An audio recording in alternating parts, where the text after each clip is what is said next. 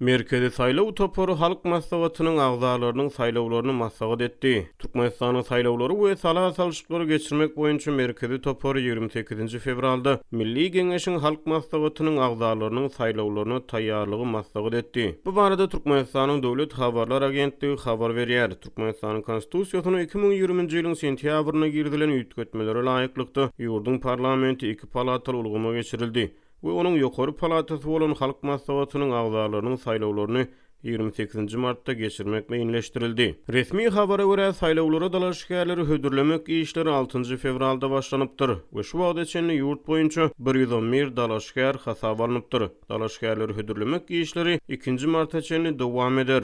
Olar belli almak işleri 7 martda tamamlanır. Hasazal merkezi saýlaw toporu noýabryň ahyryna geçirilen ýygnagyny ýurtda saýlaw möhütüminiň 2 ýanwarda başlanýanlygyny elan edipdi. Mejlise gatnaşyjylar saýlawlaryň açyklygynyň we giň bäsleşliginiň öpçün edilmegini möhüm wezipe hökmüni kesgitlediler diýip TDH ýazýar. Galbertede döwlet medbugatyna görä merkezi saýlaw toporu Aşgabat boýunça agzalygy hödürlenen 17 dalaşgäriň belligi alynan onaýdýar. Azatlyk radiosynyň habarçysy şu Türkmenawatda we Farabda saýlawlary wagt edýän plakatlaryň köçeleri asylýanlygyny habar berýär. Onuň maglumatlaryna görä yerli häkimetler plakatlar üçin büdjet işgärlerinden pul ýygnaýar. Garbertede habarçy şu günler halk maslahatynyň agzalygyna dalaşgär hödürleme çäreleriniň welaýatyň ähli etraplaryna geçirilýänligini habar berýär. Ýygynaga gatnaşýan erkekler täze kostyum giýmeli, gowy gastuk takmaly aýal büdjetçiler hem soralan renkde köýnek giýmeli diýip bir büdjet işgäri atlandyrylmalyk şerti bilen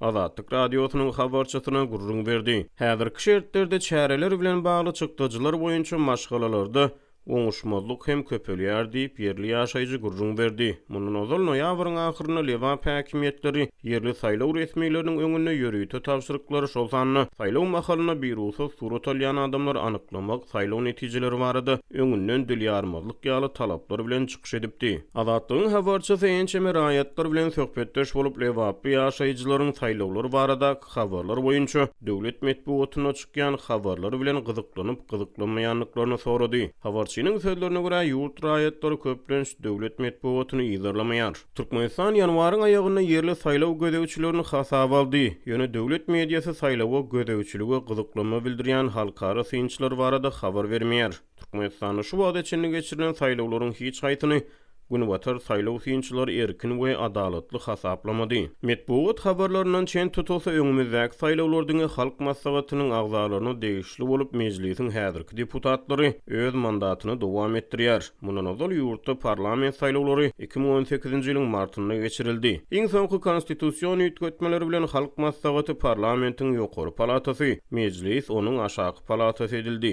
Halk maslahatyna her welaýatdan hem de welaýat hukukly Aşgabat şäherinden 8 agza saýlanar. Ýene 8 agza prezident tarapyndan bu wezipe bellenir.